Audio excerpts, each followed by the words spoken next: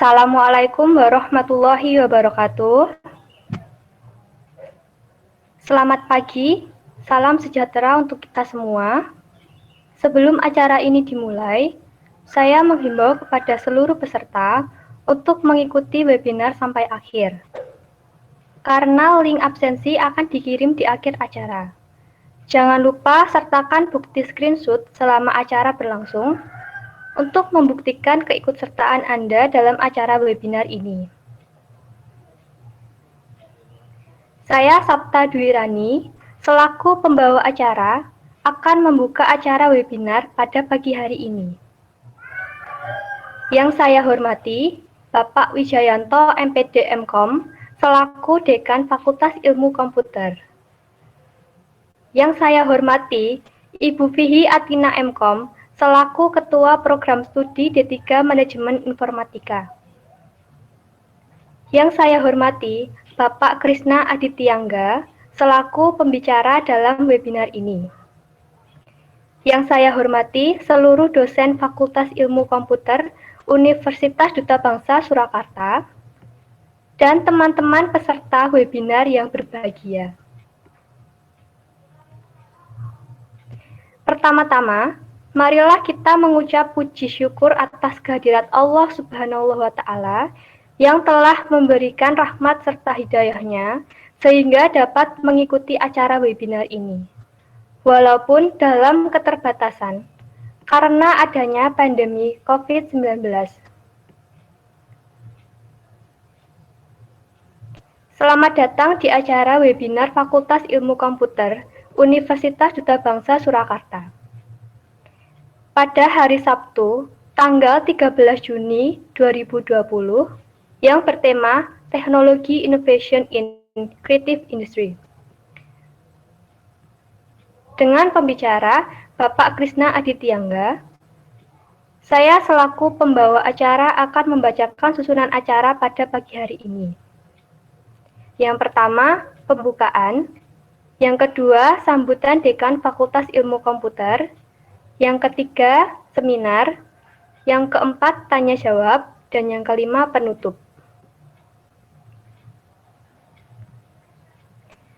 Menginjak acara pertama, yaitu pembukaan, marilah kita buka acara webinar ini dengan bacaan basmalah secara bersama-sama. Bismillahirrahmanirrahim. Selanjutnya acara kedua yaitu sambutan Dekan Fakultas Ilmu Komputer. Kepada Bapak Wijayanto MPD MKom, kami persilahkan untuk memberikan sambutannya. Saya cek dulu, sudah terdengar suara saya? Sudah, Pak. Oke ya, di sini putus-putus. Oke. Sebelumnya selamat pagi. Assalamualaikum warahmatullahi wabarakatuh. Waalaikumsalam warahmatullahi wabarakatuh. Selamat pagi, salam sejahtera untuk kita semua. Pada pagi hari ini kita dapat bertatap muka, berkumpul di ruangan ini, ya, walaupun tempat-tempat yang berbeda, kita bisa saling komunikasi, bisa saling menyapa lewat media ini. Sebelumnya, kawan-kawan semua, saya ucapkan terima kasih kepada seluruh panitia yang sudah menyelenggarakan acara ini, dari timnya Prodi Manajemen Informatika di bawahnya Bu Fihi ya. Kemudian terutama juga saya terima kasih kepada Mas Krisna. Halo Mas Krisna.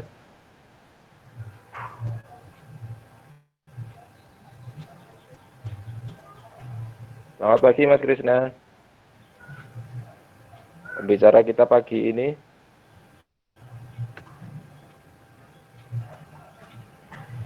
Selamat pagi. Pagi Mas Krisna.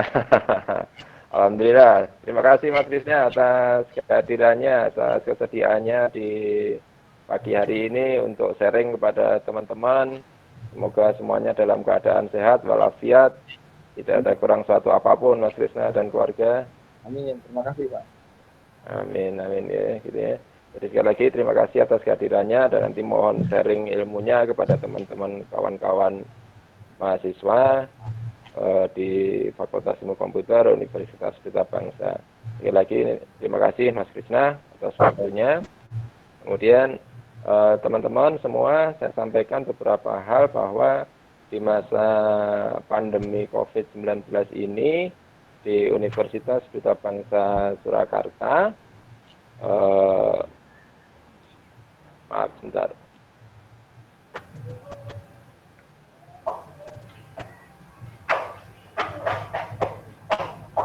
Ya, ada pesawat lewat.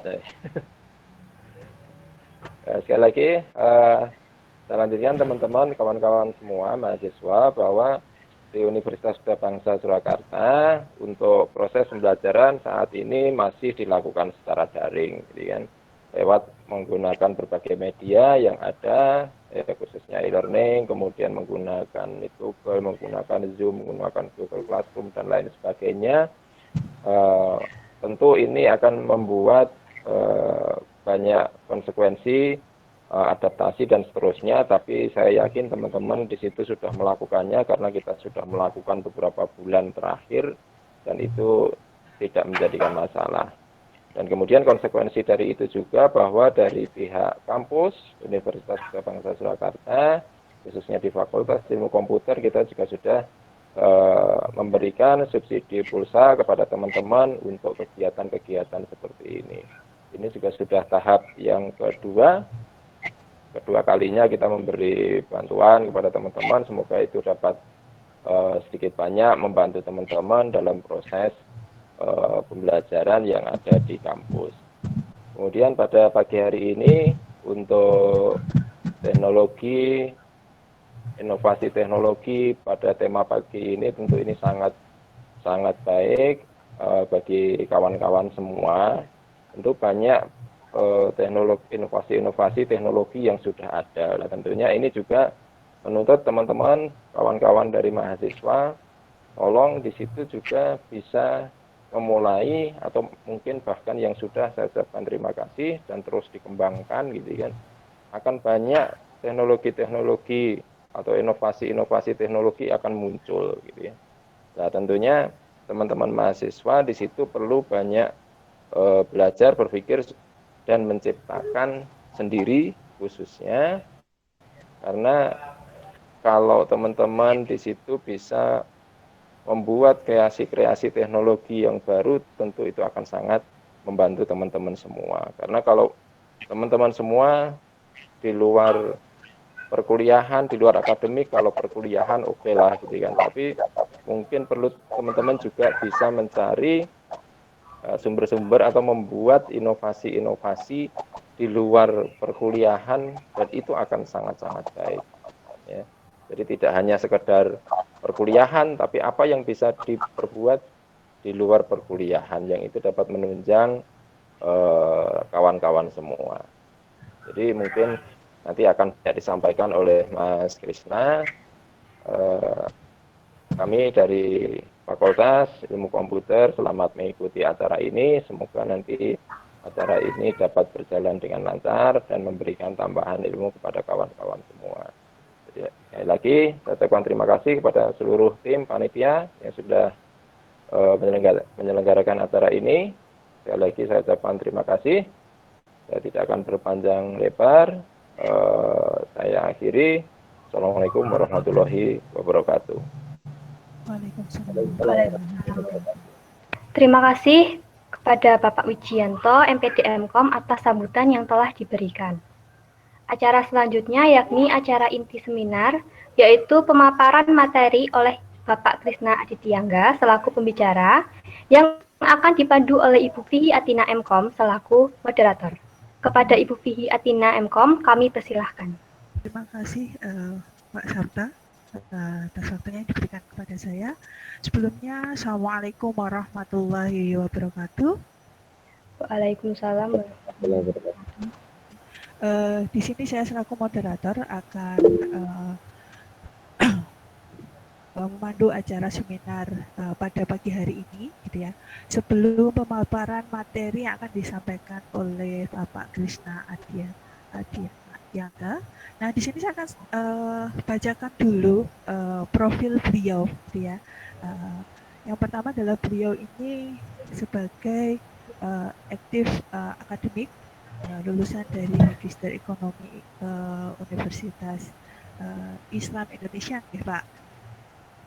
Ya. Kemudian sebagai bisnis practitioner, kemudian sebagai experience in the information technology business saya 2010, kemudian sebagai pemenang the Microfinance Institution Award as a professional of the year in 2008 for 3 ministry, kemudian the winning marketing of the years 2019 for Marketplace in Market Champion 2019, Creative Economy, and as an associate research at Gajah Mada University Yogyakarta, Indonesia. Mari kita sambut pembicara webinar hari ini, yaitu Bapak Krishna. Kami persilahkan untuk menyampaikan materinya. Ya. Terima kasih. Izin untuk melakukan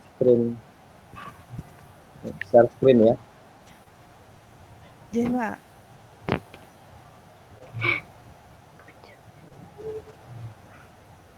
Saya bisa dikasih otoritas share screen nggak ini? Jadi Bisa Pak, sudah. silakan. Sudah. Ya.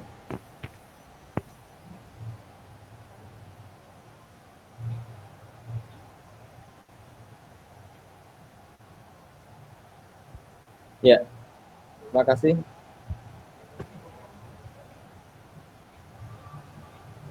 Ya. Assalamualaikum warahmatullahi wabarakatuh. Waalaikumsalam warahmatullahi wabarakatuh. Alhamdulillahirabbil alamin. Kita akan pagi hari ini akan sedikit berbicara mengenai, mohon maaf, ini terlihat enggak apa yang saya screen?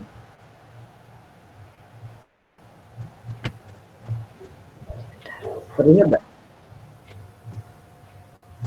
Halo? Halo, mohon maaf. Sudah Ya, Pak, sudah muncul. Terlihat sudah ya? muncul. Oke.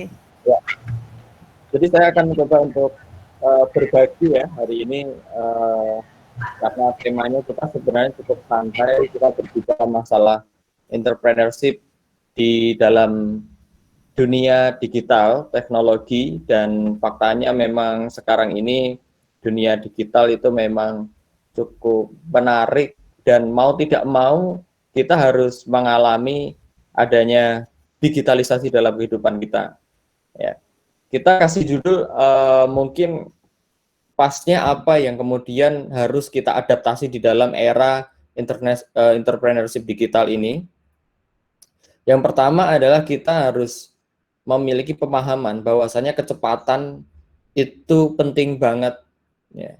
Jadi kalau sekarang kita tahu generasi rebahan kalau nggak cepat juga ketinggalan, ya. Maka rebahan boleh lah ya, tapi pastikan kita bisa memperoleh yang namanya sisi positif lainnya, yaitu kecepatan. Kecepatan dalam apa? Kecepatan dalam mengambil sebuah kesempatan, ya, atau kecepatan dalam melakukan eksekusi terhadap gagasan-gagasan kita. Itu yang paling penting. Dan setiap bisnis ketika kemudian itu cepat, ya, maka kita mampu untuk beradaptasi. Ya. Kita juga harus beradaptasi, dituntut untuk beradaptasi. Boleh kita berinovasi, tetapi ingat kita harus beradaptasi. Kemudian yang berikutnya, kita harus memiliki yang namanya social impact. Jadi setiap bisnis itu harus memiliki social impact. Kalau sekarang kita berbicara mengenai hard selling, ya, cara jualan biasa itu sudah ketinggalan. Kita sekarang harus berbicara yang namanya soft selling. Jadi seolah nggak jualan tapi sebenarnya itu jualan. Itu banyak terjadi di banyak platform-platform digital dan pola-pola bisnis saat ini. Maka speed, adaptive, social impact itu penting banget. Ya, sekali lagi penekanan di dalam speed itu adalah kita mampu untuk dengan cepat ya mengambil keputusan-keputusan, terus kemudian eksekusi gagasan dan kecepatan-kecepatan dalam bergerak. Nah, itu kurang lebih sekilas daripada judul yang akan kita dalami, kita bahas hari ini ya. Ini kita awali ya. Kenapa terjadi 3 hal tadi, speed ya, adaptif, kemudian social impact. Kenapa terjadi? Karena kita tahu industri 4.0 yang kemarin sempat didengung-dengungkan ya, itu sudah terjadi cukup masif ya, di negara kita, bahkan di dunia ya. Bahkan di dunia sudah mengarah kepada 5.0. Nah, tapi challenge-nya adalah ketika 4.0 itu baru didengung-dengungkan khususnya di Indonesia, nampaknya yang menjadi kendala adalah ketika infrastruktur belum begitu siap atau masif, dan kemudian edukasi kepada masyarakat ya, itu juga belum begitu masif. Faktanya sekarang orang sudah dipaksa untuk nggak usah berbicara industri 4.0, semuanya harus terdigitalisasi. Pada era apa itu? Era COVID. Ya. Era COVID yang saat ini terjadi. Era COVID yang saat ini terjadi. Ya, era COVID yang saat ini terjadi. Nah, dalam kita berbicara era COVID yang saat ini terjadi, itu orang sudah dipaksa untuk mau tidak mau berdigital. Saya berkali-kali diajak diskusi sama UMKM, pebisnis, bahkan pebisnis kelas middle sampai high ya, yang menengah ke atas. Itu rata-rata juga kebingungan bagaimana melakukan digitalisasi. Awalnya dia, enggak apa-apa 4.0, biarkan ya. Tapi lama-lama karena terjadi yang namanya COVID ini, faktanya sekarang orang harus melakukan digitalisasi. Itu hampir rata. Ya. Lah, ini menjadi challenge yang luar biasa. Maka kita harus merubah mindset kita. Karena kita berbicara entrepreneur, maka saya akan lebih dalam pada konsep mindset kita. Ya. Nah, ini juga challenge lagi. Challenge lagi adalah kalau tadi kita dipaksa 4.0 aja belum selesai, sekarang udah dilibas dengan tragedi atau pandemi COVID ini, ya, orang harus melakukan digitalisasi, baik itu konsumennya maupun pelaku usahanya atau gaya distribusinya, dari segi seluruh economic system, semuanya harus melakukan digitalisasi, dan ternyata itu tidak sepenuhnya teredukasi dari awal. Dan challenge kedua atau tantangan kedua adalah mindset daripada masyarakat Indonesia ini juga harus terbangun secara cepat. Jadi kita sekarang tidak ada waktu untuk belajar bagaimana kita menjadi entrepreneur digital. Tidak ada waktu. Hampir kemudian kita konsepnya adalah learning by doing. Ya. Istilahnya udahlah kita harus masuk situ. Mau tidak mau masuk situ, beradaptasi dan belajar secara cepat. Itu sekarang. Ya. Kemudian apa itu perubahan mindsetnya? Satu, kita harus beralih dari namanya fixed mindset to growth mindset. Itu yang kita perlu pahami. Fixed mindset to growth mindset ini penting banget. Nah, rata-rata terus terang kalau di kantor kami kebetulan saya ini kami ya membangun org itu awalnya mungkin saya sedikit bercerita ya. Itu dimulai dari saya berjualan hardware ya, pada tahun 2010. Ya, 2010 itu hardware, saya jadi dealer daripada Samsung dan Lenovo waktu itu. Kemudian saya juga mulai berinvestasi di software house. Saya menjadi komisarisnya di salah satu software house di Yogyakarta. Kemudian pada tahun 2014 saya putuskan untuk membuat yang namanya startup. Karena waktu itu sebenarnya startup belum begitu kondang lah ya, belum begitu beken. Tapi saya sudah mencoba untuk memulai ini, kayaknya kalau kita model software house kayak gini, ini kita kurang adaptif nanti di dalam perkembangan teknologi. Saya kemudian beralih kepada yang namanya software startup.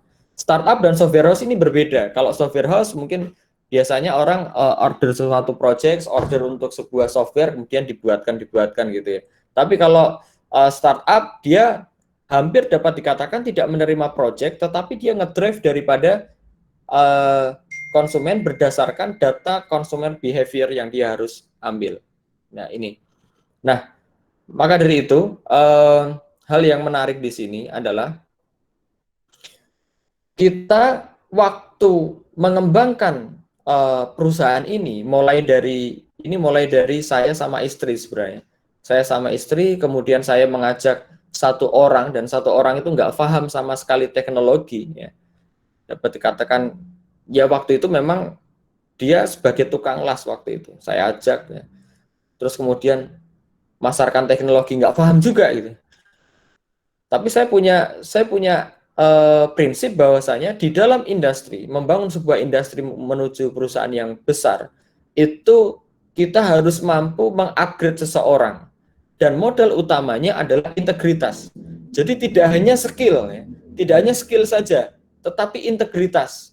Integritas itu mulai dari kejujuran, sense of belonging terhadap perusahaan, ya, dan mau belajar dan lain-lainnya. Itu nanti akan kita bicarakan dalam perubahan mindset. Nah, kemudian itu berjalan, ternyata kita memiliki kesempatan untuk lebih bagus hingga kemudian sekarang mulai dari ukuran kantor 3x3, sekarang sudah 930 meter persegi, hampir 1.000 meter persegi ya. Ada sekitar 38 kru di situ. Ini juga tentu prosesnya tidak cepat ya. Jadi 3x3, terus kemudian kantornya agak luas 3x6, punya sekitar 3 kru atau 4 kru, kemudian menjadi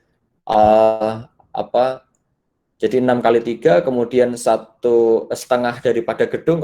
Waktu itu saya berada di satu gedung di Solo ya. Setengah lantai itu kita sekat, itu menjadi kantor kita, kemudian 1 lantai hingga kemudian 2 lantai, hingga sekarang kita ada tempat-tempat khusus untuk kita ketemu dengan komunitas luasnya sekitar 930 meter persegi. Dan ini menarik. Waktu itu kenapa ini terus berkembang? Karena kita memang basisnya adalah kebutuhan, dan ternyata di situ benar ketika kita berbicara mindset.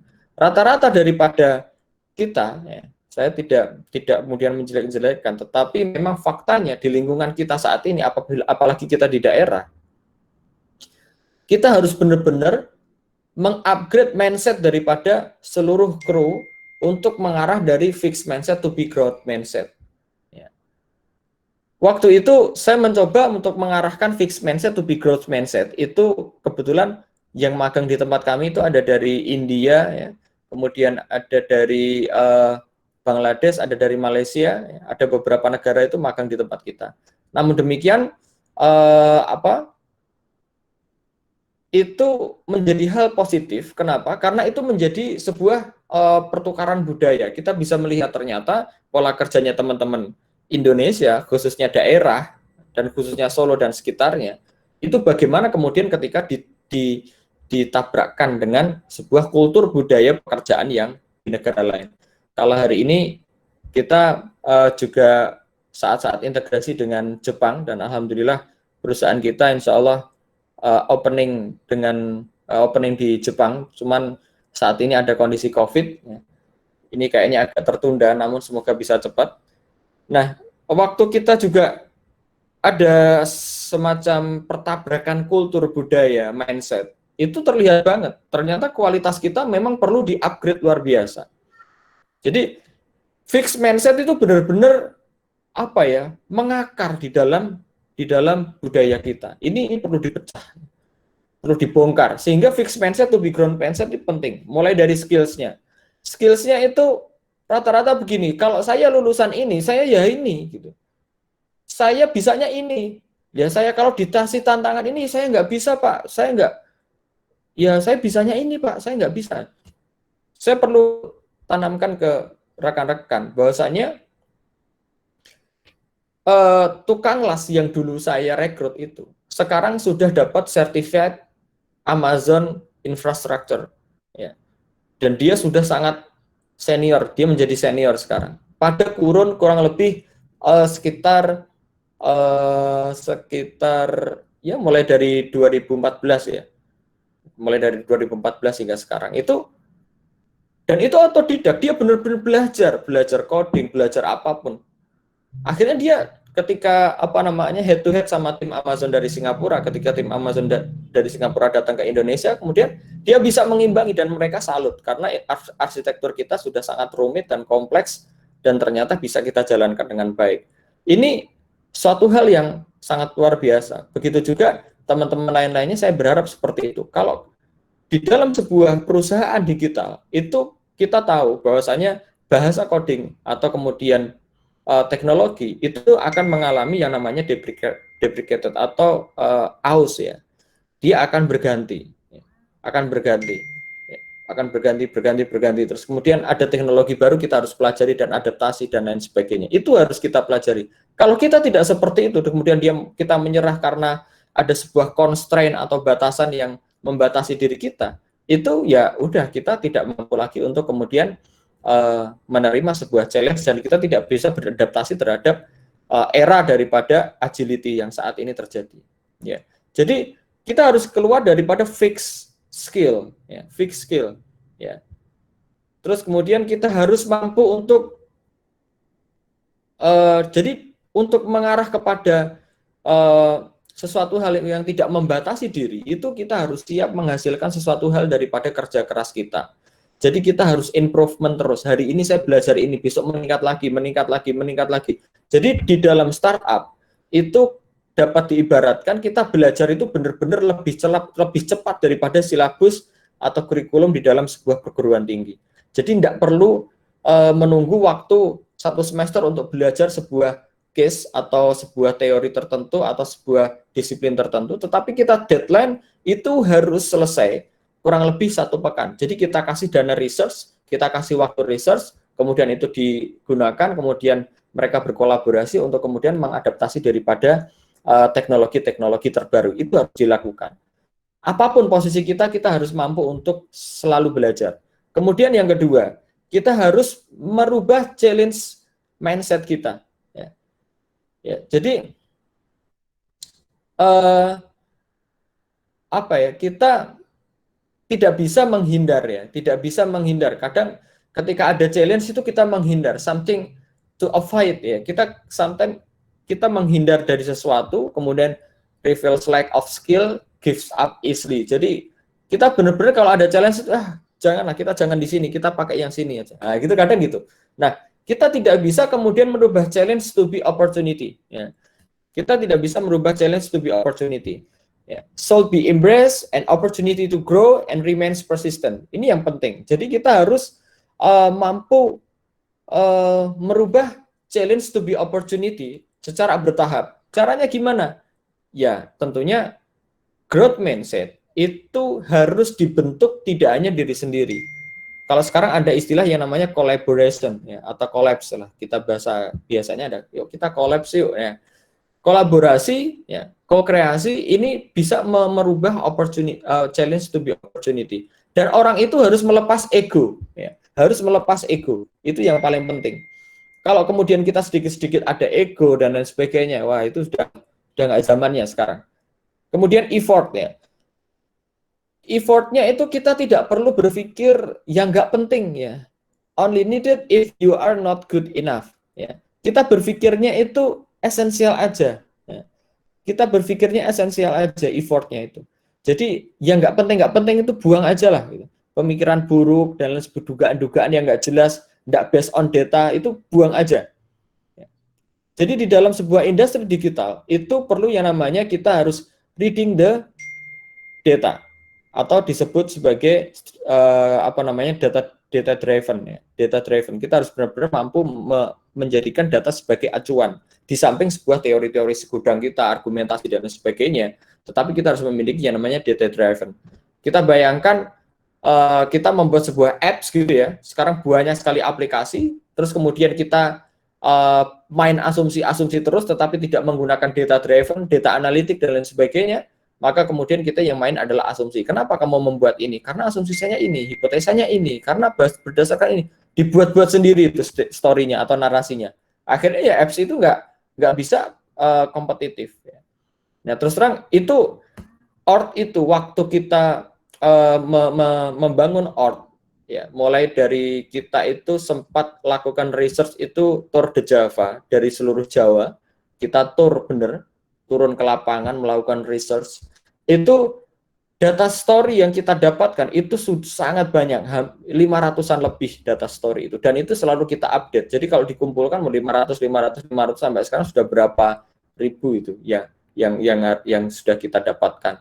Nah, dalam data story itu kita harus ada namanya data analytics system, sehingga kita mampu meramu kira-kira data yang masuk ke tempat kita untuk dijadikan sebuah prioritas kebijakan, milih ini itu bagaimana. Maka data scientist itu sekarang menjadi penting banget untuk berpikir substansial atau esensial, sehingga apa, effort itu tidak sia-sia, tidak ada istilah wasting time atau wasting money, ya, menghabiskan waktu, menghabiskan uang sia-sia, sehingga effort kita itu sia-sia, nggak ada.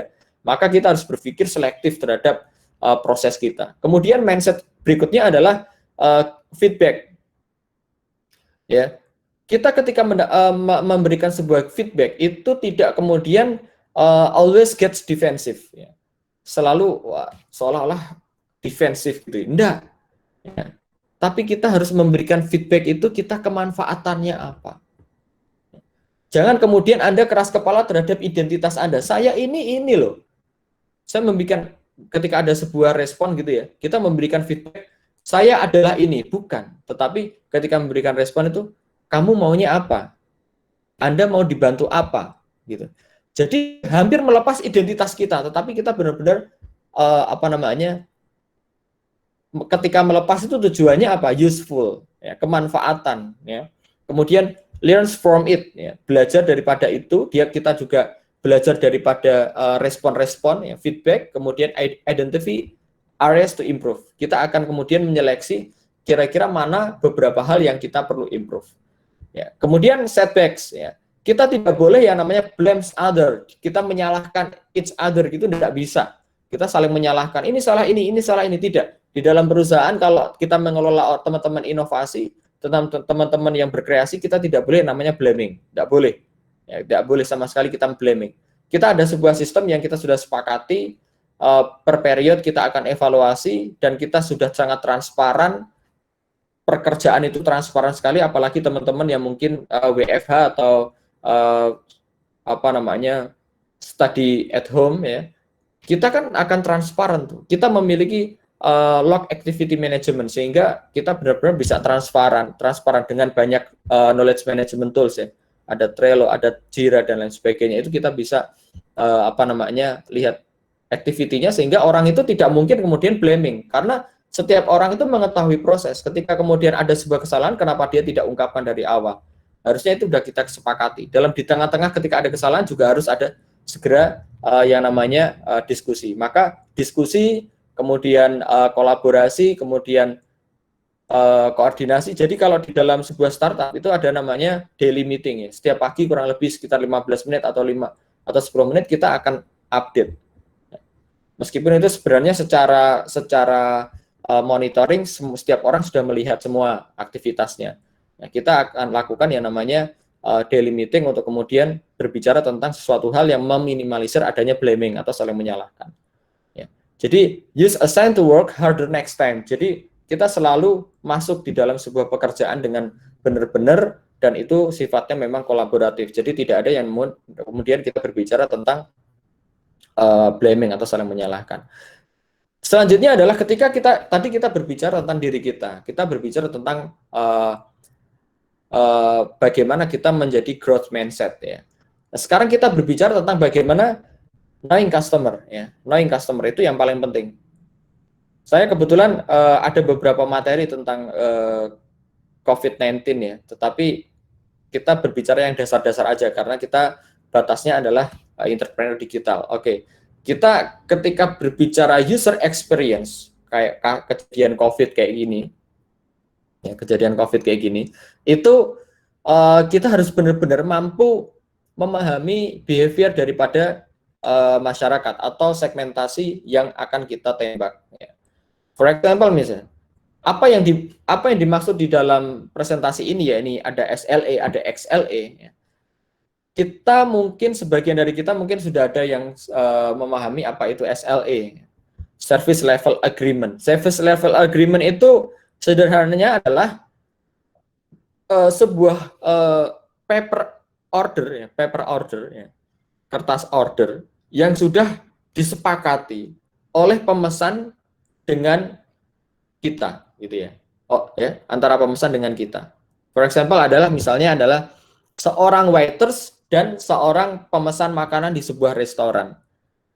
Seorang pemesan makanan itu kemudian duduk disodori sebuah menu dari seorang waiters, kemudian dia memilih sebuah menu, kemudian dia bilang, saya order nasi goreng, ya, saya order nasi goreng yang spesial. Terus si waiters itu menunjuk, yang ini Pak, bentuknya seperti ini. Terus kemudian dia katakan, oh kalau seperti ini, dia si pemesan menanyakan, kira-kira sambelnya berapa, lomboknya level berapa? Level 1 Pak. Terus kemudian ini komposisinya apa saja? Dijelaskan, ada telur, ada ayam, ada tomat, ada timun, ya. Itu semua udah ada. Kemudian, oke, saya setuju, saya pesan ini 1. Kemudian si waiters tuh ke dapur, kemudian balik lagi. Nah, ketika dia di dapur, itu apa yang dibayangkan oleh pemesan itu? Yang dibayangkan oleh pemesan itu adalah sesuatu hal yang tanpa sadar belum bisa dia utarakan kepada waiters itu. Apa? Kira-kira indera yang kira-kira tanpa bisa diungkapkan kepada waiters itu apa? Ya ini apa? Taste atau air liurnya mungkin. Wah, dia udah membayangkan. Udah membayangkan ini yang ikut mendengarkan jangan ikut lapar ya. Ini masih pagi nih. Jadi si pemesan itu sudah merasakan di mulutnya itu kira-kira nanti rasanya akan seperti ini, bayangannya akan seperti ini, iya, akan sudah seperti itu. Ya. Jadi kemudian ketika nasi goreng itu datang, begitu datang, ini sudah sesuai dengan SLA, sudah sesuai dengan pemesanan dan order paper, udah 100% tanpa ada gugatan sama sekali, dia nggak akan dituntut. Tapi ketika kemudian dimakan, apakah sudah sesuai dengan tes dia, rasa dia? Jawabannya adalah belum tentu. Bahkan boleh jadi ketika dimakan, waduh, kok rasanya kayak gini ya? Beda ini beda kayak nasi goreng di kampung saya, rasanya beda. Ini kurang ininya, kurang itunya, kurang ininya. Waduh, sudah dibayangkan. Padahal itu secara komposisi sudah benar. Maka kita dalam sebuah bisnis itu tidak cukup membuat yang namanya order beracuan pada order paper. Ya. Kita tidak cukup beracuan pada order paper atau SLA, ya, Service Level Agreement, tidak. Tetapi kita itu harus meningkatkan lebih tinggi lagi saat ini. Apa itu XLA? Experience Level Agreement. Ya. XLA, Experience Level Agreement. Apa itu maksudnya XLA? XLA itu apa? Kita itu benar-benar ketika orang datang ke tempat kita mau pesan apa, ya, saya punya salah satu rekan bisnis, ya, dia itu bisnis parfum, ya. Dia belajar di Paris untuk belajar tentang DNA dan DNA-nya itu DNA parfum. Ya. Dia mengintegrasikan antara DNA sistem dengan teknologi, jadi bioteknologi. Dan ini digitalisasi. Ketika ada orang masuk mau beli parfum, ya, itu cukup menunjukkan nama, tanggal lahir, dan golongan darah. Maka kemudian langsung keluar parfum untuk dia yang benar-benar sesuai dengan tes dia. Kaget ya ketika dia cuma ngeluarin kartu nama, KTP sama golongan darah, kemudian dikasihkan parfum. Tiba-tiba parfum, kok kamu tahu kesukaan saya? Karena memang itu sesuai dengan DNA dia. Karena kan kita kadang pilih parfum itu asal gitu ya. Nah, jadi XLE ini benar-benar kita membaca behavior daripada customer, sehingga customer itu benar-benar diketahui keinginannya lebih daripada dia mengetahui dirinya sendiri. Itu harus kita lakukan. Dan sekarang kan machine learning daripada Facebook udah kayak gitu tuh, Google udah kayak gitu ya. YouTube kalau kita sering buka gini akan keluar seperti itu. Facebook juga kayak gitu, dia akan merekomendasikan page pada keinginan-keinginan kita atau kecenderungan-kecenderungan kita. Nah, itu penting banget. Sekarang kita harus adaptif terhadap pola-pola seperti itu. Ya. Kemudian kita harus berorientasi pada useful tadi. Useful itu that mean apa? Kita membuat happy user, ya, membuat senang user. Ya. Proses ini nggak gampang. Ya. Membutuhkan biaya-biaya atau effort yang luar biasa. Tetapi tetap harus kita lakukan. User experience itu, yang saya katakan SLA, ada experience level agreement. User experience itu berbicara tentang easiness, ya, kemudahan. Terus kemudian works well, kemudian looks good. Ya, ini penting banget. Ya, tentang mulai dari tampilan, kemudahan, terus kemudian works well, itu penting banget. Ya. Maka kita harus benar-benar mengakomodir banyak variabel. Ya, kalau kita mau membuat sebuah apps atau kita membuat sebuah digital business, itu harus memperhatikan beberapa variabel yang di samping ini. Misalnya kita berpikir tentang desainnya, ya. Kalau sekarang ada disiplin UI UX ya, kemudian ada functionality-nya, data visualization, kemudian information arsitekturnya, kemudian cognitive psychology-nya, kemudian usability-nya, kemudian interaction design sama tadi content strategy. Jadi ini penting untuk kita pahami, dan ini disiplin-disiplin yang harus paling enggak kita pahami. Ya, kemudian how transform a traditional giant into digital business. Ya. Ini bagi perusahaan-perusahaan atau pola-pola kita yang konvensional to be digital ya. Nah, sekarang ini sebenarnya konsep ini sekarang mau tidak mau kita sudah digital, maka harusnya kita memadukan antara O2O, offline to online ya. Tetapi bahasan ini kita tidak semata-mata berbicara offline to online, tetapi case-nya adalah mungkin sebagian daripada rekan-rekan sekalian diwarisin atau diamanahin sebuah bisnis yang tradisional yang udah besar gitu ya, tetapi dia harus mengupgrade dirinya to be digital business. Itu caranya gimana? Cara mentransformasi itu harus kita pahami ya. Jadi ada sebuah case yang cukup bagus, salah satu toko online yang dia itu bukan marketplace, tapi itu benar-benar toko online. Kita bayangin rata-rata toko online itu kan nggak begitu wow ya, tapi ini luar biasa. Dia bikin toko online karena dia adalah warisan daripada perusahaan orang tuanya yang sudah lama berjalan cukup bagus, kemudian didigitalisasi, dan digitalisasinya ini benar-benar menyumbang pertumbuhan perusahaan. Ya. Itu dia ada toko persediaan bahan-bahan roti. Itu benar-benar menjadi luar biasa. Nah, itu kenapa bisa seperti itu?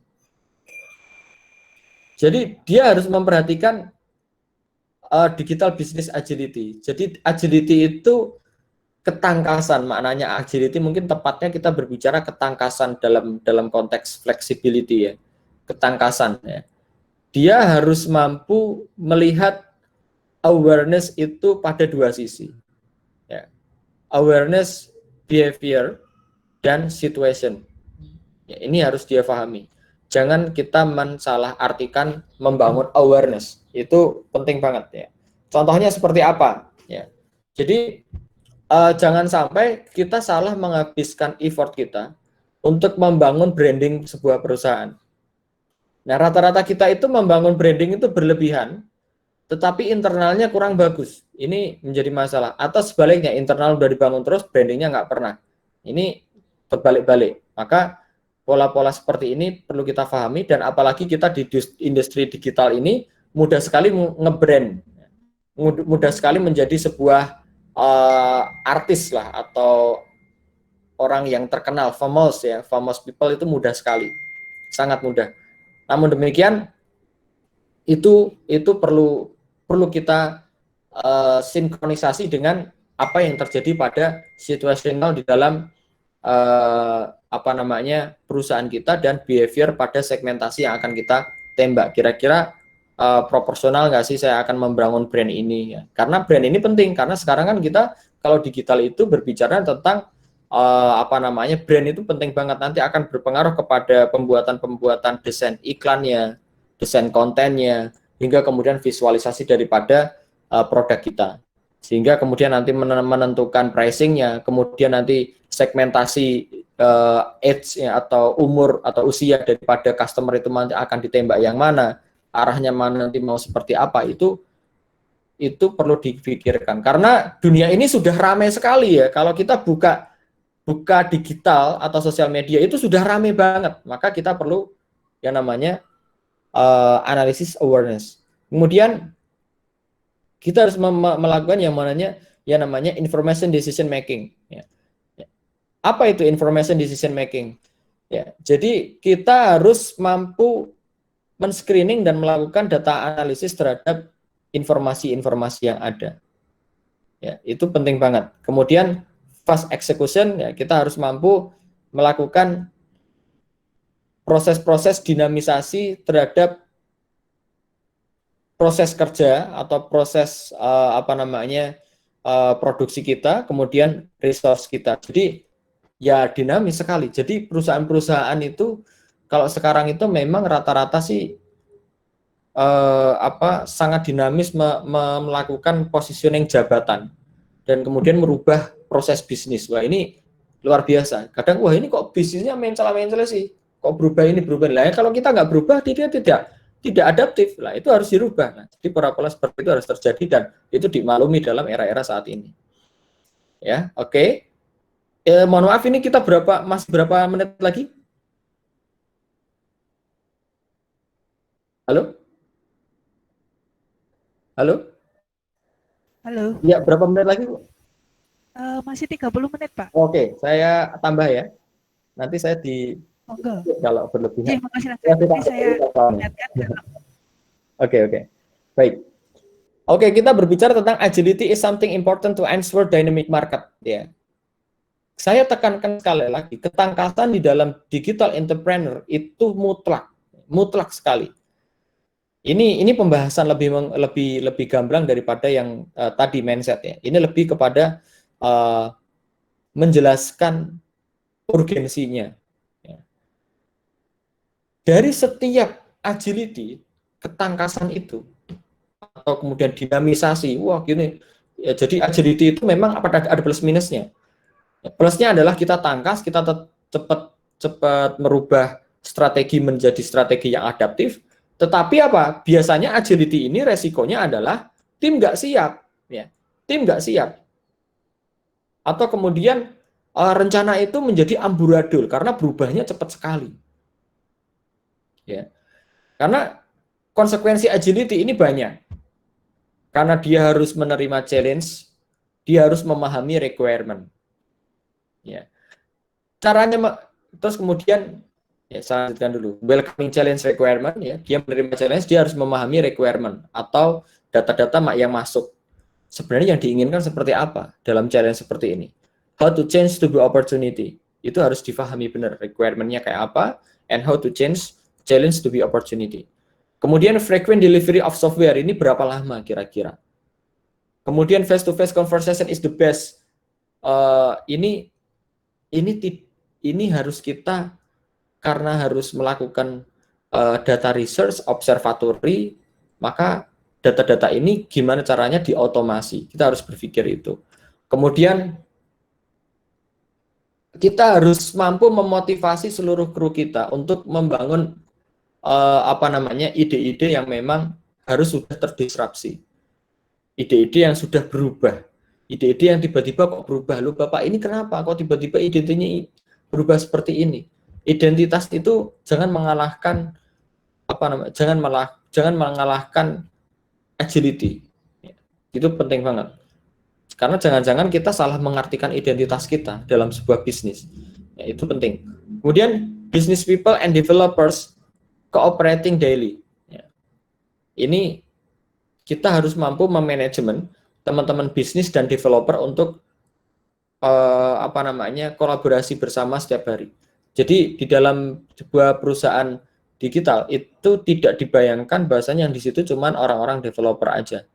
Tetapi di situ ada teman-teman bisnis juga, ya. Ada operation juga. Ya. Itu harus semuanya berkoordinasi tanpa terkecuali. Kemudian highest priority is customer satisfaction. Ini menjadi prioritas itu adalah menjadi prioritas itu adalah customer satisfaction atau kepuasan daripada pelanggan. Kemudian sustainable development pace, ini kita harus selalu maintenance, melakukan incremental daripada produk kita, improving terus-menerus, ya. Kemudian self-organizing teams, kita harus mampu membuat tim yang mampu mengorganize dirinya, ya. Kemudian regular reflection and adaptation, kemudian kita harus selalu melakukan refleksi dan adaptasi terhadap setiap kondisi dan perubahan-perubahan.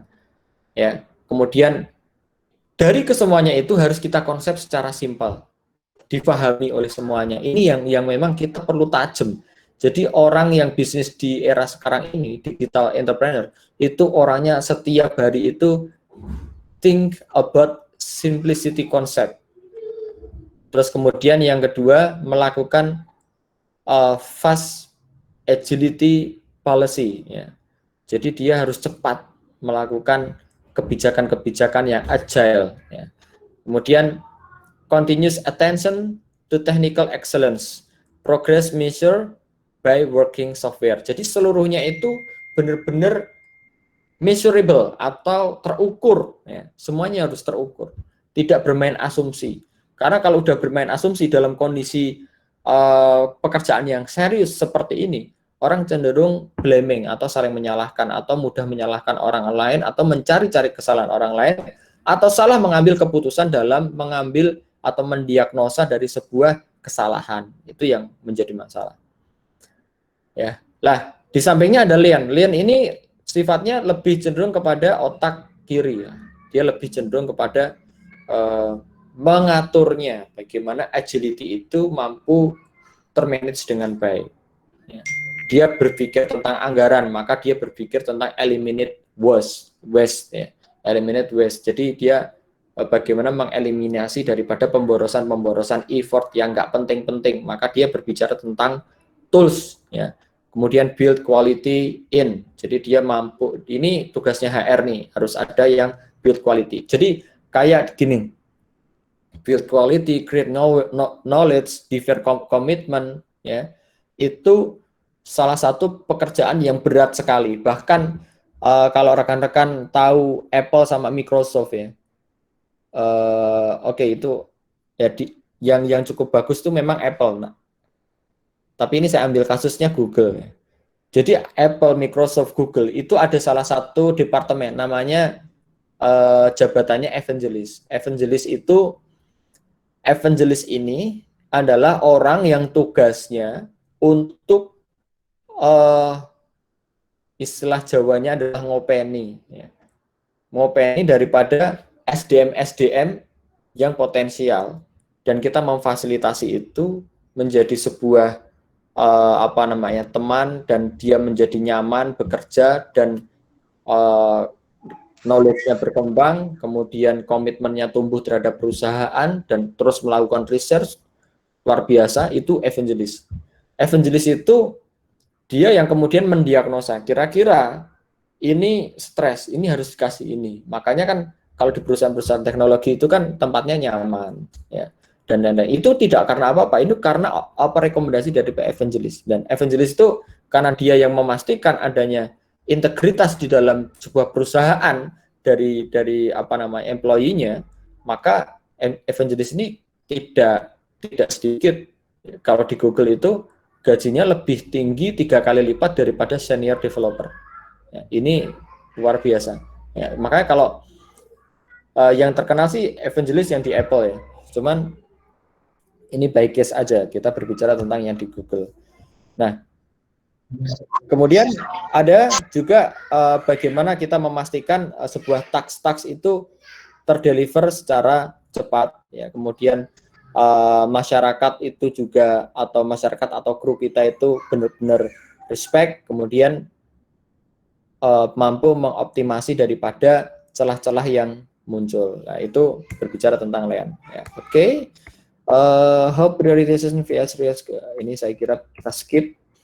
Oke, ini case-case yang ini sebenarnya presentasi saya buat tahun 2019 awal. Jadi ini mungkin kita diskusi-diskusi aja ya. Oke, saya kira itu sedikit fundamentalnya, mungkin ini nanti kita bisa sambil diskusi saja. Terima kasih. Assalamualaikum warahmatullahi wabarakatuh. Saya serahkan ke moderator. Terima kasih. Waalaikumsalam warahmatullahi wabarakatuh atas pemaparan materinya, Krisna. Silakan untuk para peserta yang kita masuk ke sesi tanya jawab, bisa memberikan pertanyaan pada forum chat yang tersedia. Ya. Saya simpulkan sedikit dari pemaparan materi yang tadi sudah disampaikan oleh Bapak Krisna, gitu ya. Ada beberapa hal ataupun pesan, gitu ya, kaitannya dengan inovasi saat ini. Yang pertama, kita harus belajar secara cepat, ya. Jadi belajar secara cepat, di mana ketika kita mau menerapkan inovasi itu harus tetap beradaptasi, gitu ya. Kemudian yang kedua, kita harus merubah mindset, gitu ya. Dari yang fit mindset, kita ubah menjadi to be growth mindset. Jadi harus mampu belajar dan harus mampu merubah mindset dari challenge to be opportunity. Kira-kira itu yang pesan ya kaitannya dengan inovasi dan bagaimana yang harus kita hadapi kaitannya dengan membuat inovasi untuk saat ini, gitu ya. Masuk ke sesi tanya jawab, Pak Krisna. Ini ada pertanyaan, gitu ya. Yang pertama itu dari CodeLearn. Pertanyaannya adalah, saya juga sedang membangun startup, ya. Yang saya mau tanyakan adalah bagaimana mempromosikan startup yang baru dibangun, Pak? Oke. Ini dulu atau? Oke. Langsung dijawab, Pak. Nanti lanjut ke pertanyaan berikutnya. Ini ada dari CodeLearn ada 2 ya? Atau 1, 2, langsung 2 dijawab ya? Oke. Ya. 1 dulu, nanti saya bacakan untuk pertanyaan berikutnya. Ya. Bagaimana kita mempromosikan sebuah startup yang baru kita bangun? 1, kita promosi itu penting ya, karena kondisi kita di sebuah negara berkembang seperti ini, itu memang kita harus mengenalkan who am I, siapa diri kita, penting banget. Tetapi perlu dilihat, kita berkaca pada sebuah industri besar, startup yang besar yang sudah cukup beken, itu mengenalkan produk mereka, itu tidak dari nama mereka atau identitas mereka, startupnya apa, tidak seperti itu. Kecuali kita punya motif untuk memang mencari yang namanya permodalan. Ya. Nah, ini memang saat ini dihadapi sebuah dilema dari sebuah perusahaan startup.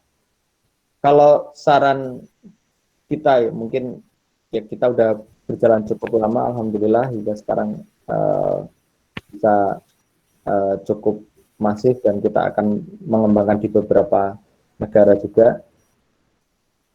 Dalam berbicara startup, itu yang paling penting dikenalkan itu adalah 2 hal. Ya, yang paling penting dikenalkan adalah 2 hal, bukan semata-mata identitasnya. Yang pertama adalah semanfaat apakah startup ini di masyarakat dan semudah apakah aplikasi ini diterima oleh masyarakat hingga mampu berjalan dengan baik. Ya.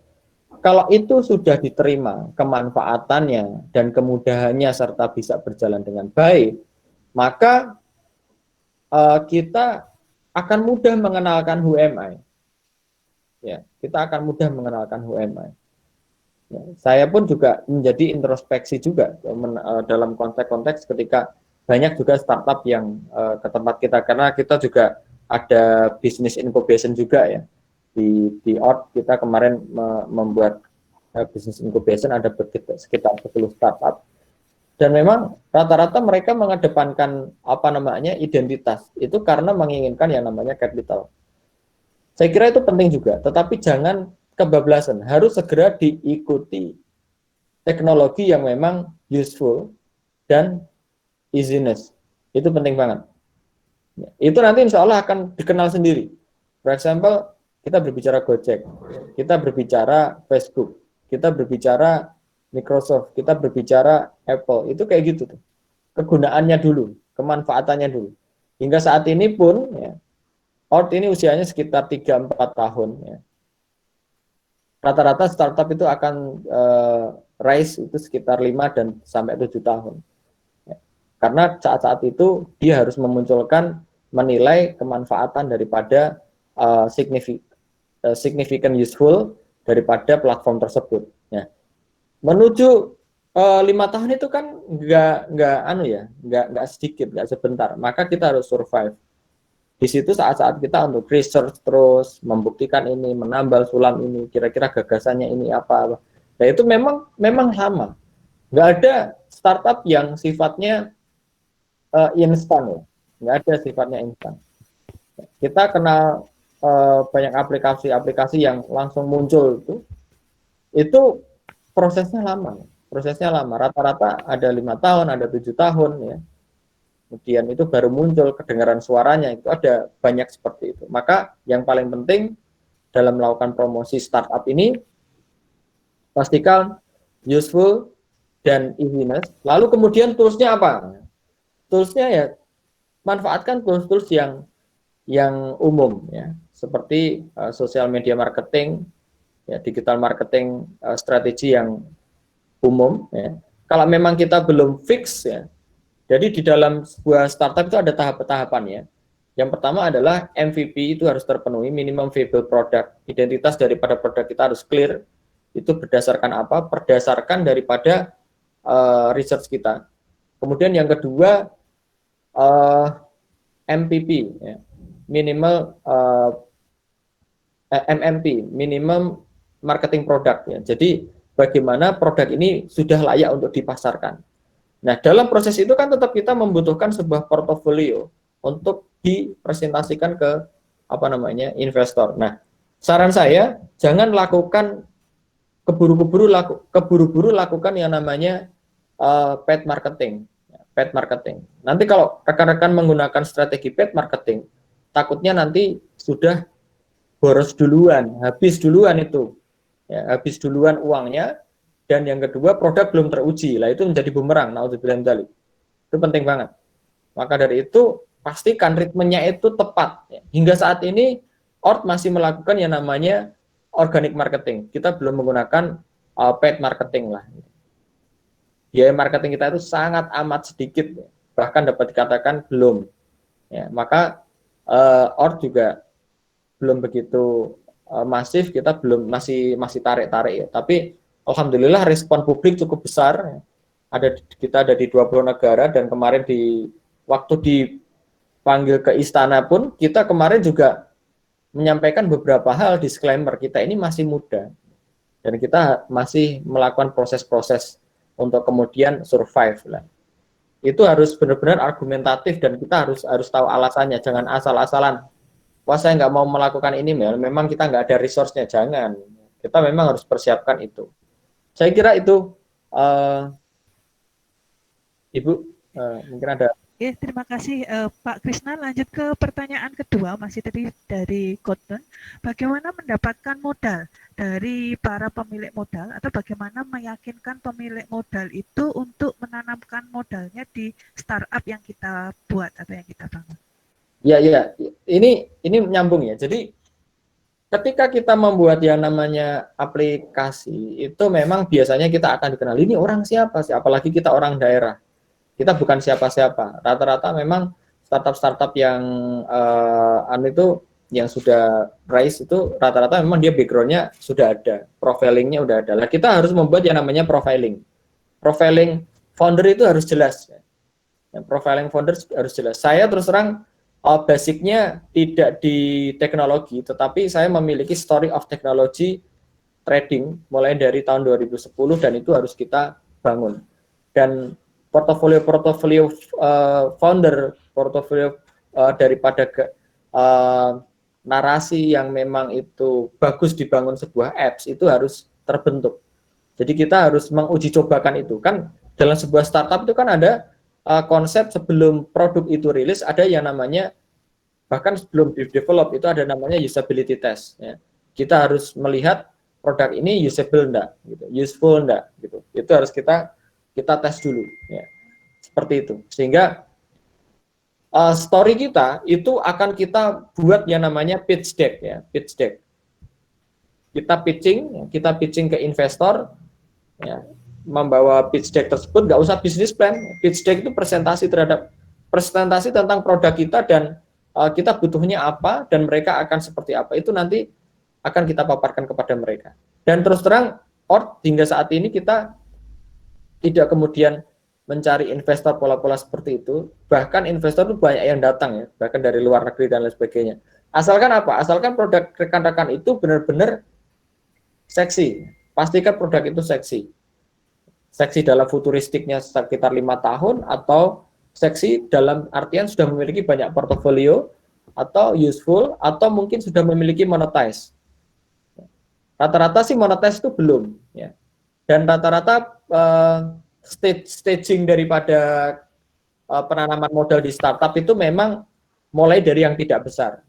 Tidak besar itu ya pre-seed ya, kemudian seed, kemudian series A, series B, series C, series D, kemudian unicorn ya, decacorn ya, dan lain sebagainya. Itu nanti kita akan masuk ke situ.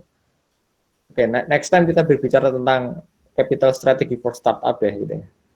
Oke, saya kira itu.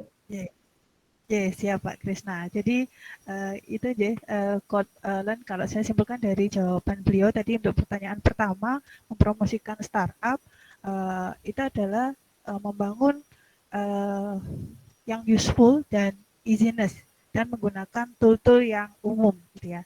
Kemudian menggunakan MMP tadi minimal marketing produk ataupun portofolio. Dan kemudian untuk yang saya simpulkan untuk yang pertanyaan kedua kaitannya dengan bagaimana untuk mendapatkan modal, itu kunci utamanya dari yang pertama adalah profiling founder ya. Jadi produknya harus seksi dalam artian tadi ya fitur ataupun memiliki portofolio yang bagus. Gitu ya. Oke. Mungkin ada lagi yang ini bertanya. Pertanyaan berikutnya. Menyambung tadi ya Pak, pertanyaan lagi. Tadi saya sempat mendengar dalam membangun awal kita butuh riset menggunakan data science. Saya sedikit paham, tapi bagaimana meyakinkan diri sendiri dan tim bahwa startup kita itu masih ada peluang? Karena pasti pesaing itu ada dan membuat sesuatu yang baru di era digital yang agak sulit ini. Ya, jadi perlu difahami bahwasanya diri kita itu bukan satu-satunya orang yang pintar dan bukan founder itu bukan penemu satu-satunya di dalam dunia ini. Ya. Bahkan orang kan ketika kita membuat sebuah aplikasi, tiba-tiba aplikasi yang hampir-hampir sama itu muncul, yang temanya sama, ini itu. Apalagi kita hidup di Indonesia. Euforia daripada startup yang mungkin berhasil nanti akan muncul ini. Ada klaim-klaim tertentu. Ini. Nah, itu kalau sudah seperti itu, kita berhak untuk kemudian merubah challenge to be opportunity. Bagaimana merubah challenge to be opportunity? Salah satunya adalah how to describe this moment to our team. Bagaimana kita mampu mendeskripsikan kondisi saat ini kepada tim kita dan kita mampu meyakinkan bahwasanya gagasan ini itu tepat.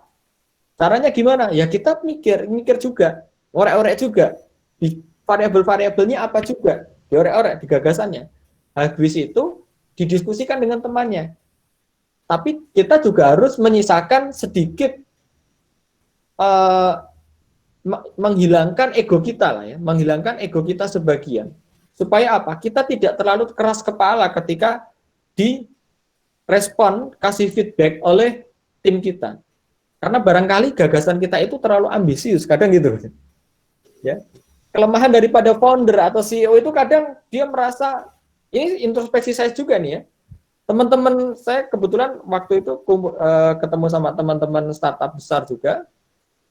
Hampir sama, mereka mengatakan, wah ini awake dhewe ini, kita ini adalah CEO, founder, rata-rata egonya udah egosentrisnya tinggi sekali dan merasa paling pintar di sebuah tim. Nah ini menjadi masalah.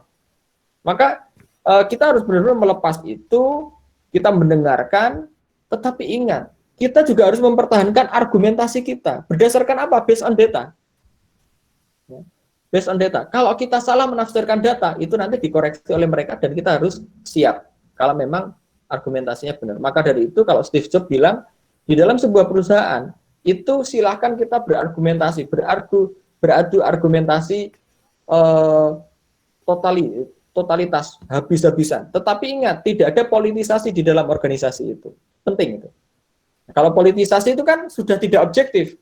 Mau gue kayak gini, lo kalau nggak suka, ya udah like and dislike kita mainnya. Nah ini udah nggak bener. Ingat, kita ini tidak berorganisasi ansih, tetapi kita organisasi bisnis. Dan setiap resikonya, setiap waktu yang berjalan itu ada rupiah yang keluar. Ya, ingat itu, pastikan itu. Jadi kalau kita mikirnya itu, wah, kita berpikir inovasi terus, gagasan terus, tapi ingat faktanya adalah too many cost yang kita harus keluarin, too many time yang harus kita korbanin, too many effort yang harus kita lakuin. Nah ini kita harus bicarakan. Waktu demi waktu kita sudah spending time, spending money dan lain-lainnya. Itu harus kita pikirkan. Itu ya, saya kira Ibu singkatnya gitu. Ya Pak.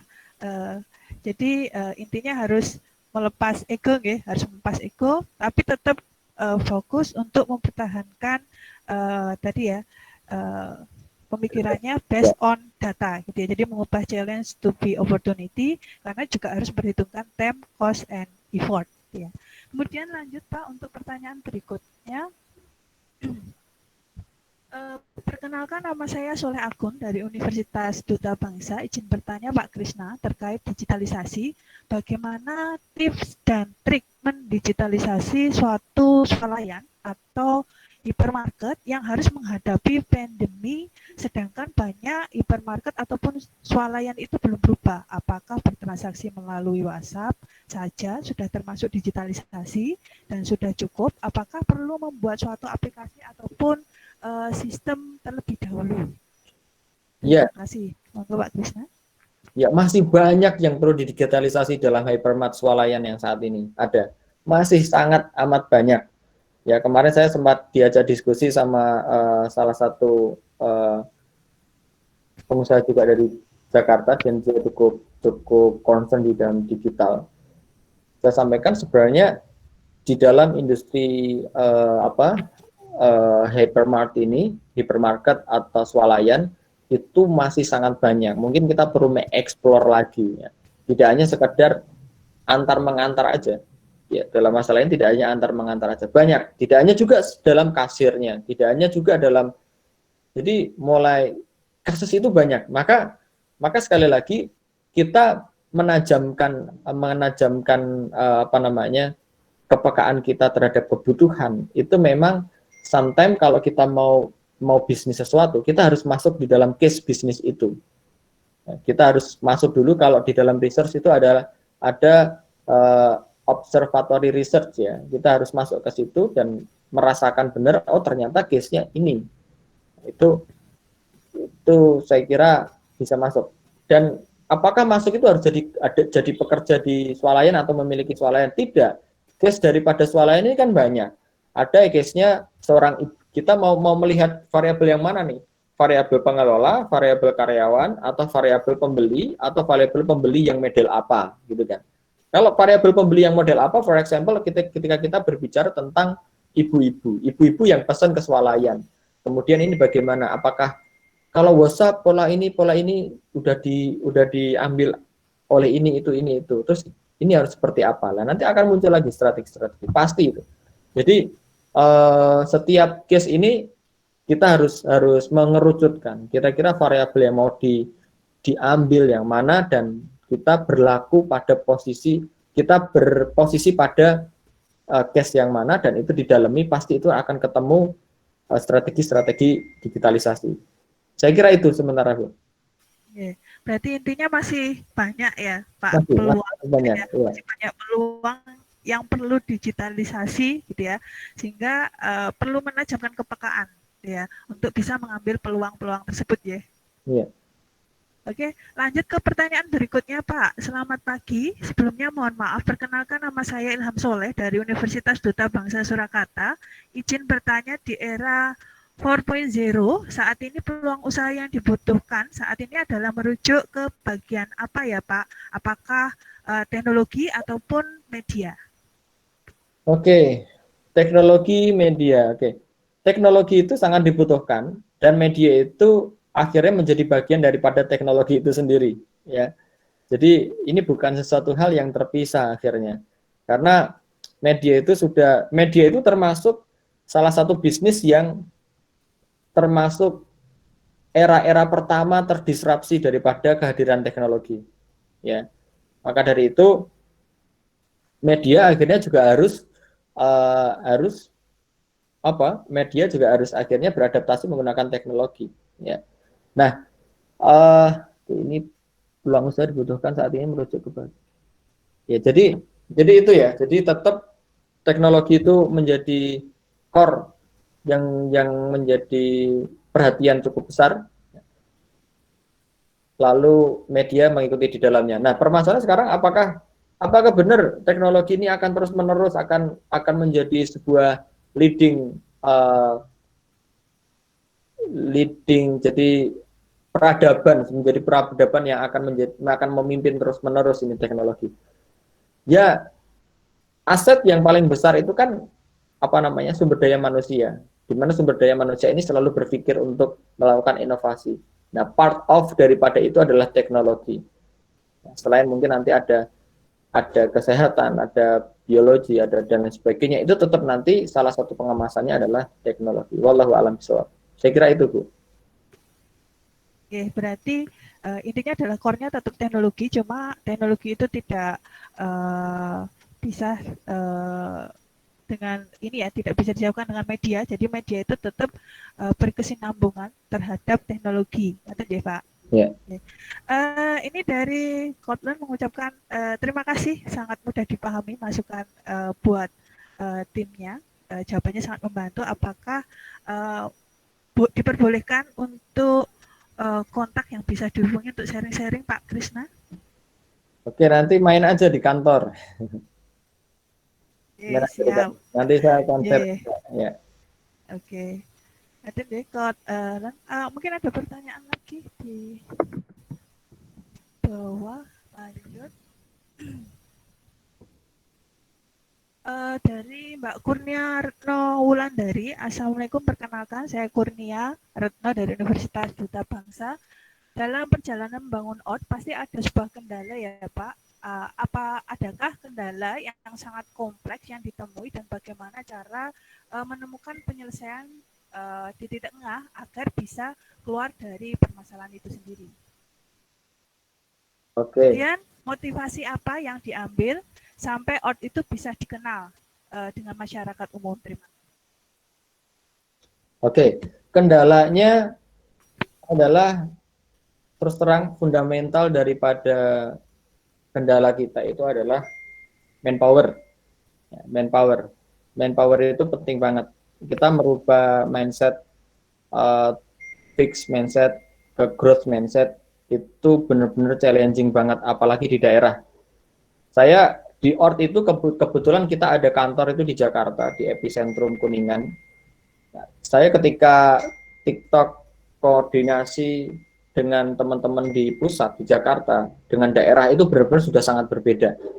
Apalagi kalau saya dengan foreigner ya, orang-orang luar negeri itu sudah berbeda. Jadi mindset itu menjadi challenge yang sangat besar sekali. Memahami bahasanya ini adalah bisnis startup itu itu perlu dipahamkan oleh pemilik perusahaan atau pimpinan kepada seluruh kru. Itu penting banget. Ya. Lalu berikutnya apa tadi? Kenapa kemudian yang melatar belakangi bisa seperti ini? Saya selalu sampaikan kepada teman-teman bahwasanya teknologi itu never ending improvement dan pekerjaan kita itu tidak akan pernah selesai. Maka dari itu inovasi terus menerus. Maka yang paling dicamkan adalah titik akhir daripada tujuan kita bekerja itu. Saya selalu seperti itu. Jadi keinginan kami adalah ORT itu mampu digunakan untuk seluruh dunia. Inginnya seperti itu. Nah, kita memiliki visi-visi, misi-misi pada jangka pendek dan jangka panjang hingga mengarah kepada bagaimana ini mampu diterima oleh seluruh masyarakat dunia. Nah, tentu saja ini bukan hal yang gampang. Menganalisis ini tidak hal yang gampang, mempersiapkan ini tidak hanya yang gampang. Banyak terjadi friksi di situ, ada dialog di situ, ada challenge di situ. Sometimes juga ada opportunity yang merubah, ya cukup menggiurkan harusnya, kemudian hampir membuat perusahaan itu berubah identitasnya atau visinya dan lain sebagainya. Itu banyak sekali, perjalanan itu banyak sekali. Maka dari itu yang paling penting adalah kekuatan visi. Jadi teman-teman yang unicorn itu rata-rata juga berpikir gitu. Startup itu akan berhasil fundamentalnya karena kekuatan visi founder. Saya tidak mengatakan saya kuat dan bagaimana, cuman ini kita berbicara teorinya seperti itu gitu. Saya pun juga harus memperkuatkan diri terus. Gitu ya. Visi founder itu harus kuat. Karena apa? Setelah itu godaannya banyak banget, mulai godaan challenge atau godaan opportunity. Godaan internal maupun eksternal. Itu banyak banget. Maka dari itu visi daripada founder mau apa itu harus jelas dan kuat. Karena kalau nggak jelas, nggak kuat, itu tidak bisa ditransfer ke teman-temannya. Karena bertambahnya manpower, kru ya, satu demi satu, kalau tidak kita transfer kultur kita, tidak transfer visi kita, itu susah menerima kebijakan-kebijakan yang kita berubah-ubah, yang harus mengadaptasi daripada momen-momen. Ya, maka itu penting banget. Dan tiba-tiba kita harus target sekian, kita harus seperti ini, tiba-tiba stop. Ini maksudnya apa? Ya, kita harus paham. Ya, maka memahami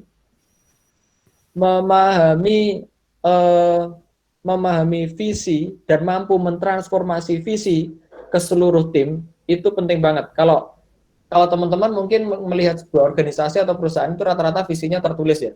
Tapi kalau di dalam kalau rekan-rekan mungkin sometimes masuk ya, itu masuk di kantor, itu tidak ada di dinding itu visi itu tidak ada.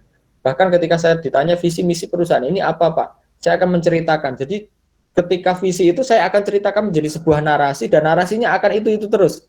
Sehingga orang akan memahami sebuah narasi dan memikirkan dan berimajinasi terhadap visi itu sendiri. Itu yang paling penting. Kalau visi itu hanya sekian kata itu saya agak nggak terima gitu. Jadi karena visi itu harus mampu dinarasikan. Karena dari situ ada kekuatannya. Jadi yang paling penting visi daripada founder itu mutlak harus dimiliki secara kuat oleh sebuah perusahaan startup. Saya kira itu, sehingga perusahaan bisa berjalan dengan maksimal. Oke, terima kasih Pak Krisna. Jadi intinya ada dua. Pertama, kendala itu adalah manpower. Ya. Kemudian yang memotivasi itu adalah karena teknologi itu never ending, maka harus selalu terus-menerus membuat inovasi, di mana inovasi itu yang bisa digunakan oleh seluruh dunia. Dan tambahan lagi adalah kekuatan visi dari founder. Lanjut Pak untuk pertanyaan berikutnya dari Mbak Sukma Rahmawati. Halo Pak, saya Sukma dari UDP. Ada dua pertanyaan dari saya. Pertama, siapa model Bapak yang dijadikan acuan gitu ya. Kemudian yang kedua, value apa yang diingat dari orang tua orang kuat bisa jatuh banting. Iya. Wah, ini kalau role model ya agak susah ini. Jadi, role model kita, saya sebenarnya begini ya. Ini itu, saya sebenarnya sebelumnya itu, saya juga suka, saya pernah menulis buku, 2 buku saya tulis. Maknanya adalah saya suka membaca. Terus kemudian saya juga ngajar di beberapa kampus waktu itu, hingga kemudian di Gajah Mada saya sebagai tenaga research di Fakultas Ekonomi Gajah Mada. Cuman akhirnya sekarang itu hanya sebuah nama juga ya. Nah, role modelnya akhirnya saya selalu melihat hal-hal positif yang ada di setiap case aja. Ya, role model itu mana yang identik dengan case ini saya akan pakai gitu. Karena di dalam bisnis itu tidak ada rumus sebenarnya. Bisnis itu sebenarnya berbicara tentang experience dan art ya. Experience dan art. Karena experience itu memupuk daripada keyakinan, art itu memupuk daripada strategi kita untuk adaptif dan menangkap sebuah opportunity. Itu yang penting. Ya. Nah, lalu role modelnya apa? Waktu itu saya membuat art ini, nekat membuat art itu gara-gara waktu itu memang saya sangat edik banget, suka membaca buku itu namanya buku Mukadimah ya. Buku Mukadimah karya Ibnu Khaldun tahun 2014. Dan saya nggak tahu juga, ternyata ketika saya baca itu, tiba-tiba muncul di sebuah berita bahwasanya Mark Zuckerberg itu waktu itu juga membaca buku itu dan dia mengatakan ini buku saya tahun ini dan harus khatam bener gitu. Dia katakan itu. Mukadimah Ibnu Khaldun. Dan ternyata saya baru ngeh pada tahun 2015 kenapa si Mark Zuckerberg baca itu dan kenapa juga waktu itu kan saya baca karena saya penasaran dengan civilization jadi peta peradaban dan perilaku manusia waktu itu. Dan kenapa juga saya membuat yang namanya ORT? Karena ORT di situ ada literasi, interaksi, dan transaksi. Kurang lebih itu yang disebut sebagai digital ecosystem. Dan itu ejawantah daripada buku itu. Dan ternyata Facebook hampir-hampir sama dengan konsep ini. Meski demikian, saya tetap memiliki prinsip-prinsip. Jadi sebenarnya role model dalam setiap kita, karena saya Muslim ya, saya role model dari setiap kita ini ya apa yang kita yakini di dalam personifikasi diri kita ya. Kalau kita Muslim, ya contoh kita adalah Rasulullah kan gitu kan. Nah dari performa ini kita mengambil sifat-sifatnya yang kemudian itu mungkin bisa dicerminkan oleh orang-orang yang berhasil sebelum kita, baik itu yang Muslim maupun non Muslim. Ya misalnya ada Steve Jobs ya dan lain-lainnya. Waktu itu terus kemudian kenapa saya memberanikan diri untuk berbisnis teknologi? Karena waktu itu saya berangkat ke Malaysia, kebetulan saya tahun 2009 itu ngisi seminar internasional di Malaysia. Saya waktu berangkat itu saya melihat film dokumenter tentang Steve Jobs ya waktu itu. Ternyata kayak gitu. Dan itu sampai sekarang terngiang-ngiang terus. Polanya seperti apa? Bukan kemudian 100% saya ambil, tetapi sesuatu hal yang positif, tidak bertentangan dengan prinsip saya, itu saya ambil. Kemudian yang lain-lainnya pun juga kayak gitu. Tetapi role model ini hampir-hampir saya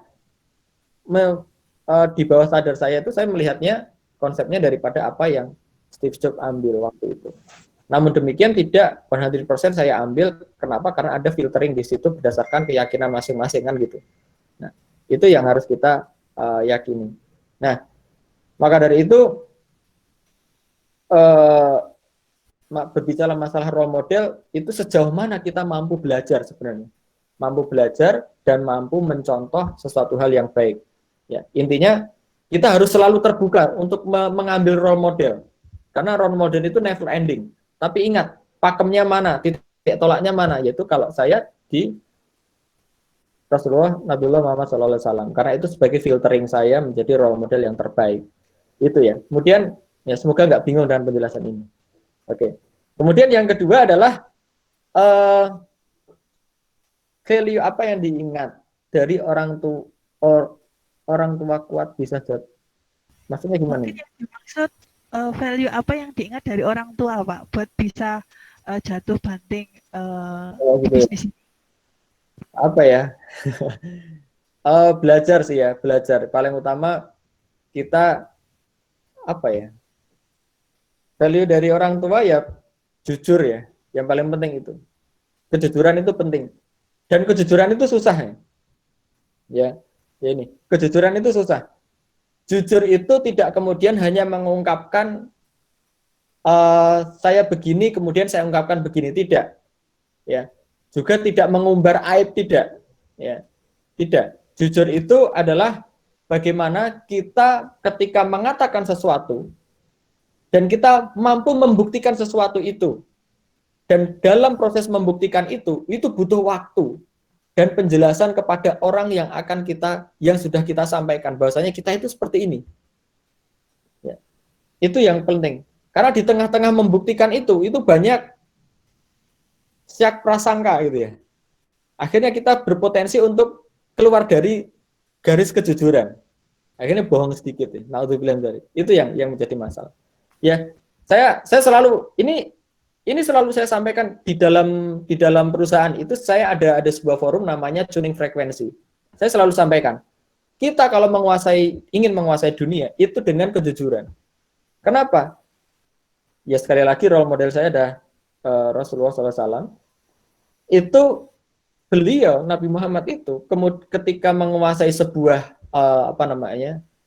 sebuah peradaban waktu itu modalnya al-amin atau kejujuran.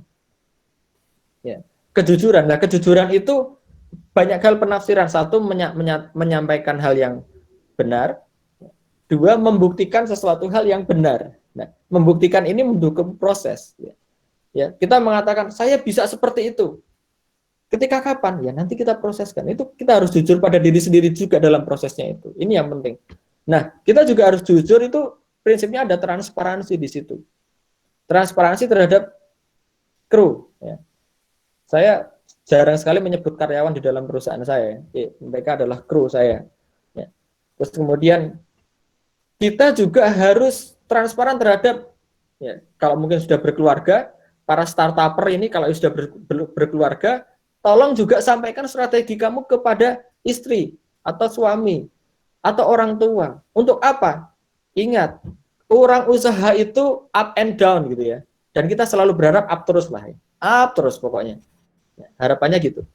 Cuman kita harus beritahukan challenge sama opportunity atau kemudian hal-hal yang kemudian menjadi masalah di dalam diri kita by proses, itu harus jelaskan pada orang-orang terdekat kita. Perlunya apa? Perluannya adalah kesiapan pendukung terakhir kita. Siapa? Beteng terakhir kita itu keluarga. Yang paling penting itu. Kalau kita belum berkeluarga, siapa? Orang tua kita. Minimal setelah itu menjadi benteng kita untuk kita share. Yang kedua adalah mendoakan kita. Wah, itu penting sekali. Itu penting. Jadi ini agak normatif tapi itu penting. Saya ini terus terang saya ungkapkan ketika saya diajak ngobrol di forum CEO Talk para startup ya. Saya diajak ngobrol, kira-kira bagaimana? Kasusnya waktu itu banyak startuper, mohon maaf, yang kemudian rumah tangganya hancur. Naudzubillah min dzalik. Kenapa? Karena startup itu sebuah bisnis yang without benchmark. Namanya aja startup. Inovasi. Masa kita inovasi niru 100% kan nggak mungkin. Namanya inovasi itu harus dapat dikatakan hampir tidak memiliki benchmark atau nggak punya benchmark sama sekali. Karena kita inovator. Nah, inovator ini resikonya adalah kesalahpahaman.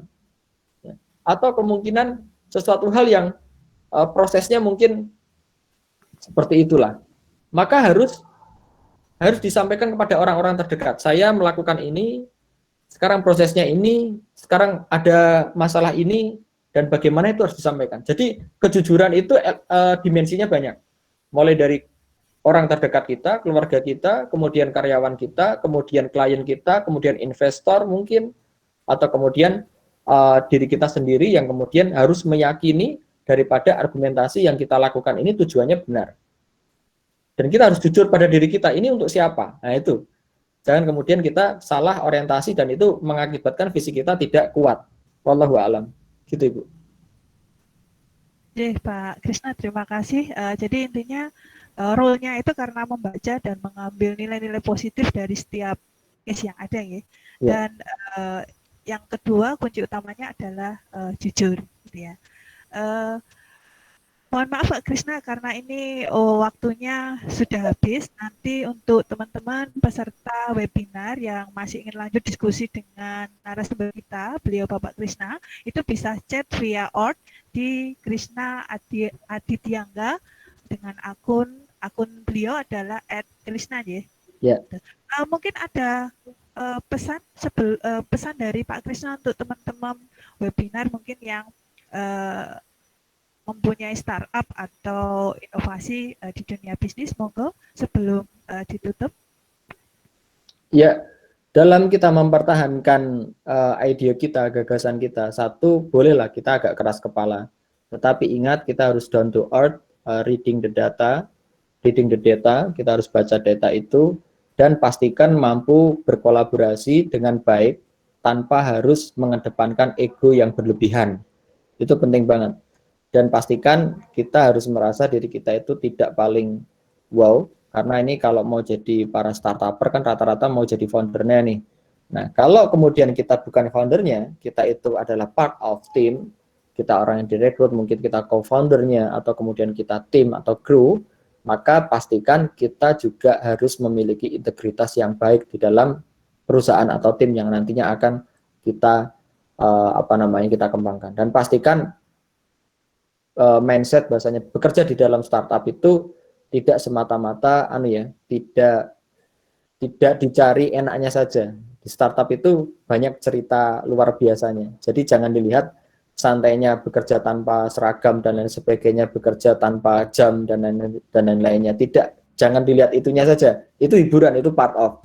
Yang lain-lainnya adalah stay learning, tetaplah belajar, tetaplah adaptif, tetaplah kolaborasi dan berko-kreasi. Saya kira itu Ibu. Terima kasih sebelumnya. Terima kasih sekali Pak Krisna atas waktunya memberikan kesempatan untuk sharing informasi pada webinar kami. Kita beri aplaus untuk narasumber kita hari ini dengan virtual ya.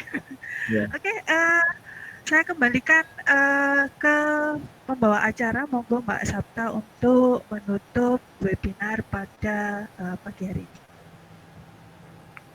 Saya tutup. Wassalamualaikum warahmatullahi wabarakatuh. Waalaikumsalam warahmatullahi wabarakatuh. Terima kasih Bu Fihi telah memandu acara. Baiklah, kita telah sampai di penghujung acara. Terima kasih kepada pembicara webinar Bapak Krisna Adityangga yang telah membagikan ilmunya. Terima kasih kepada peserta webinar telah meluangkan waktunya untuk berpartisipasi dalam acara webinar dengan tema Teknologi Innovation in Creative Industry.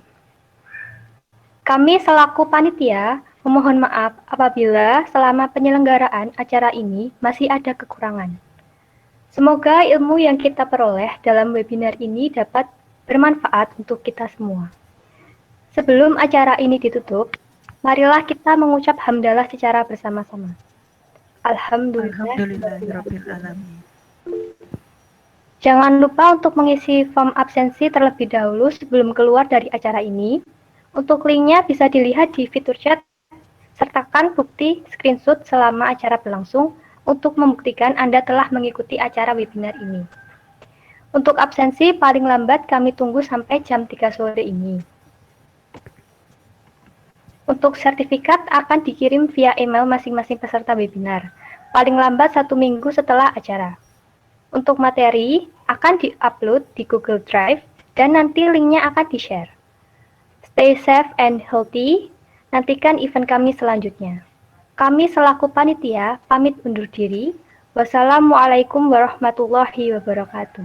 Waalaikumsalam. Waalaikumsalam warahmatullahi wabarakatuh.